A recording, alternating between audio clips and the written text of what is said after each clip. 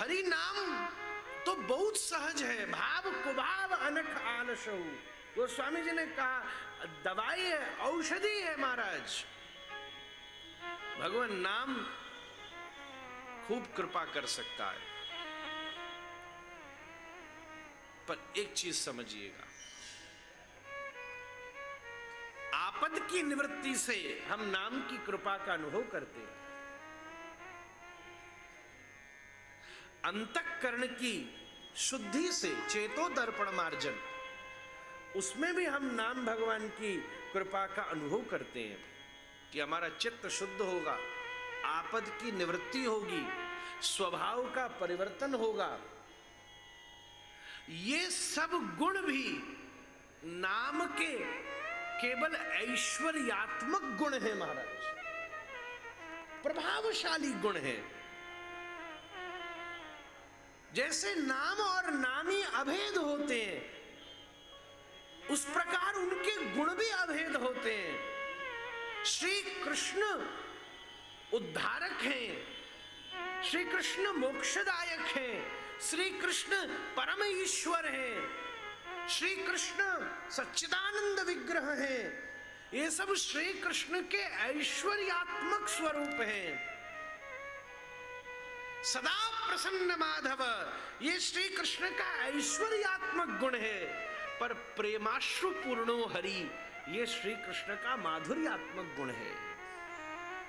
तदनुरूप ही नाम चित्त का परिमार्जन करता है, भाव कुभाव अनख आलसहु भी वो उद्धार कर देता है। अजामिल की तरह नामाभास का अभ्यास किया जाए तो भी वैकुंठ की प्राप्ति हो सकती है, भगवत धाम की प्राप्ति हो सकती है, चित्तवृत्त की शुद्धि हो सकती है। कलयुग में केवल नाम ही एकमात्र आधार है। सर्वेषु साधन वरेषु चिरम निराश, ये सब नाम के केवल ऐश्वर्यात्मक गुण हैं। पर जैसे छोटी सी शीशी में इत्र को भरा जाता है और कभी भी ढक्कन खोल के उसकी सुगंध ली जा सकती है, ऐसे ही श्री नाम के भीतर जो श्री राधा माधव के निज असमोर्ध अनंत लीलाओं का जो परमास्वादन है, कृष्ण कहते ही जो उस रस का परम संचार हृदय में हो जाए, वो नाम का विशुद्ध माधुर्यात्मक गुण है।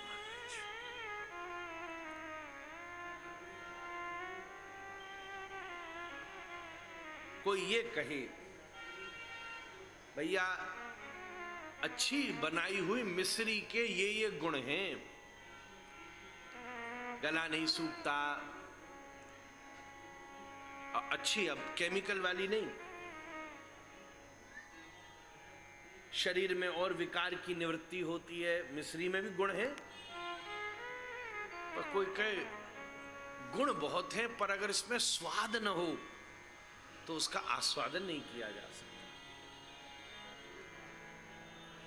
हम सब जीव सामान्यतः नाम के गुण से आकर्षित होकर नाम का आस्वादन करते हैं। माला इसलिए पकड़ी है क्योंकि संतों ने और शास्त्रों ने ठोक बजा बजा के कही है कि कलयुग केवल नाम आधारा, सुमिर सुमिर नर उतना ही पारा। इसके अलावा कोई सरल साधन नहीं है। नाम के गुण से आकर्षित होकर औषधि की तरह नाम का आस्वादन करना एक दशा है, वो भी श्रेष्ठ है, वो भी कृपा करेगी, इसमें कोई दो राय नहीं है। पर इससे एक और भिन्न दशा है, जो सामर्थ्य हम सब चैतन्य चरण चंचरीक जीवों के पास है, और वो है नाम के रसास्वादन की दशा। महाराज जब किसी वस्तु में रस आता है तो उसके गुण गौण हो जाते हैं, तब रस प्रधान होता है, गुण प्रधान नहीं होता।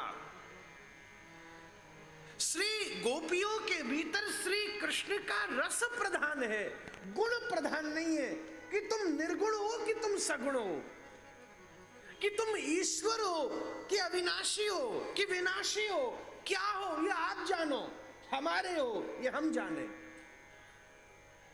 तुम सुंदर हो असुंदर हो ये तुम जानो। इससे हमारा कोई अर्थ नहीं महाराज। सही बात तो ये है, किसी को किसी वस्तु में रस आ जाए और उस वस्तु में गुणों की बात छोड़ो, सैकड़ों प्रकार के दोष भी हों, तो भी 10 बार समझाने के बाद भी वो व्यक्ति उस वस्तु का त्याग नहीं कर सकता, क्योंकि उसे उसमें रस आ गया। हमारा रस की प्राप्ति हुई।